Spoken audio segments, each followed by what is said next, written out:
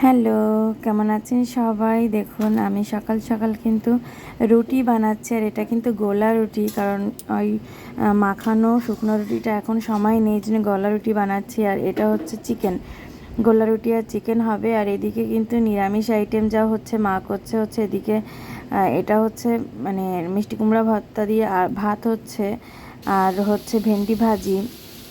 আর already মায়ের অনেক রান্না কিন্তু করা হয়ে গেছে।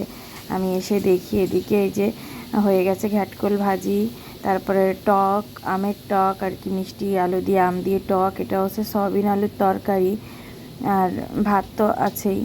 এই সব কিন্তু রান্না মায়ের হয়ে গেছে। আর আমার ছেলে হচ্ছে সকাল সকাল উঠে ব্রাশ না করেই তার নতুন ড্রেস নিয়ে সবাইকে দেখাচ্ছে যে দেখো আমার নতুন ড্রেস, কারণ সেই স্কুলে ড্রেসটা পরে যাবে ক্লাস পার্টিতে।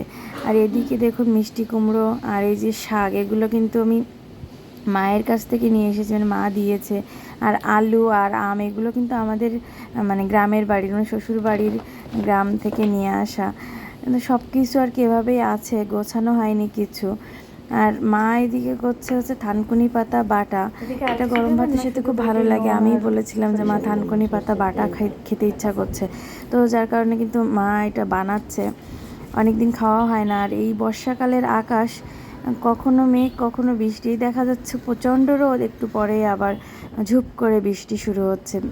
আমরা যখন বেরিয়েছি তখন কিন্তু রোদ ছিল, এখন যখন ফিরছি এখন দেখি যে আকাশ পুরো মেঘলা হয়ে আছে। মানে বোঝার উপায় নেই কখন যে মেঘলা হয় আর কখন যে রোদ হয়। আর এই বৃষ্টিতে না ঠিক ছাতা নিয়েও কাজ হয় না, ছাতা নিয়ে বেরোলেও মানে যে হচ্ছে মানে সাময়িক একটা পাওয়া যায়, কিন্তু বাকিটা সময় কাজ হয় না। আর এখানে দেখুন আমরা চলে এসেছি একটু গ্যারেজে, এখানে গাড়ির কিছু কাজ ছিল। আর তারপরে হচ্ছে লেট হবে জন্যে আমরা আবার বাড়িতে চলে গেছিলাম। তো সবাই ভালো থাকবেন, টাটা।